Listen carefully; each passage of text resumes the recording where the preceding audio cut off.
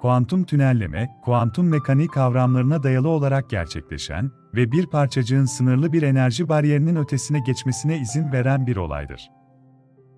Bu süreçte, parçacığın sınırlı bir enerji ile hareket etmesi gereken bir bariyeri aşabilmesi mümkündür. Kuantum tünelleme fenomeni, ilk olarak 1928 yılında fizikçi ve Nobel ödülü sahibi olan George Gamow tarafından öne sürülmüştür. George Gamow, alfa parçacıklarının nükleer bariyerlerden geçebileceğini ve sınırları aşabileceğini öne sürmüştür. Ancak kuantum tünelleme kavramı, 1950'lerde ve 1960'larda Richard Feynman, Freeman Dyson ve Julian Schwinger gibi fizikçiler tarafından daha ayrıntılı bir şekilde açıklanmıştır. Feynman, kuantum tünelleme kavramını, birçok temel parçacığın sınırlarını aşarak etkileşimde bulunabileceğini öne sürerek açıklamıştır. 1957 yılında John Polanyi ve Edward Teller, bir hidrojen atomunun moleküler bir hidrojen içinde bir kuantum tüneli yaratarak reaksiyona girdiğini gösteren deneysel bir çalışma yayınladılar. Daha sonra, 1960'ların başlarında, fizikçiler David Josephson ve Brian David Josephson, kuantum tünel etkisini süperiletken cihazlarında gösterdiler. 1970'lerde, kuantum tünelleme üzerine yapılan araştırmalar hızlandı. Bu alandaki çalışmalar, kuantum mekaniği ve bilgisayar bilimleri arasındaki ilişkiyi keşfetmeye yol açtı. 1982 yılında, IBM araştırmacıları, Almaden Research Center'da, bir tünel diyotu kullanarak, kuantum tünelleme etkisini kullanarak, bir veri depolama cihazı geliştirdiler. Bu gelişme, kuantum bilgisayarlarının temelini oluşturdu. Kuantum tünelleme, elektronik, manyetik ve optik teknolojilerde yaygın olarak kullanılan bir fenomendir.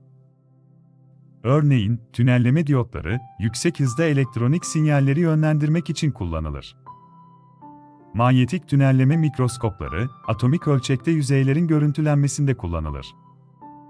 Ayrıca, kuantum tünelleme, nükleer füzyon, yarı iletken teknolojisi ve kriptografi gibi birçok alanda da kullanılır. Kuantum tünelleme, kuantum mekaniği kavramlarına dayandığından, klasik fizikle açıklanması zordur. Ancak, kuantum mekaniği, bir parçacığın olasılıklarını matematiksel olarak hesaplamak için kullanılan bir takım formüller sağlar. Örneğin, parçacığın dalga fonksiyonu, parçacığın yerini, momentumunu ve enerjisini hesaplamak için kullanılır. Kuantum tünelleme, parçacığın dalga fonksiyonunun enerji bariyeri boyunca yayılması ve bariyerin diğer tarafında yeniden toplanması yoluyla gerçekleşir. Kuantum tünelleme, doğal dünyada birçok yerde meydana gelir. Örneğin, Güneş'teki nükleer reaksiyonlar, yıldızlar arası madde oluşumu ve kozmik ışınlar gibi astronomik olaylar kuantum tünelleme ile ilgilidir. Ayrıca, DNA replikasyonu, enerji üretimi ve hücre içi iletişim gibi biyolojik süreçler de kuantum tünelleme ile ilgilidir. Kuantum tünelleme, kuantum bilgisayarlarının da temelini oluşturur. Kuantum bilgisayarlar, klasik bilgisayarlardan farklı olarak kuantum bitleri, yani kübitleri kullanır. Kübitler, 0 ve 1 arasında olabilecek olasılıkların süperpozisyonunda bulunurlar ve bu nedenle, klasik bilgisayarlarda kullanılan 0 ve 1 sınırlarının ötesine geçerek çok daha fazla bilgi işleme gücü sağlayabilirler. Kuantum tünelleme, kübitlerin bir durumdan diğerine atlamasını sağlayarak, kuantum bilgisayarların daha hızlı ve verimli çalışmasına yardımcı olur. Kuantum tünelleme aynı zamanda kuantum iletişiminde de kullanılır. Kuantum iletişimi, şifreleme sistemleri için kullanılan kuantum anahtar değişimi ve kuantum teleporasyonu gibi teknolojileri içerir. Kuantum tünelleme, mesajların gizli ve güvenli bir şekilde iletilmesini sağlayarak, klasik iletişim sistemlerine göre daha güvenli bir iletişim sağlar.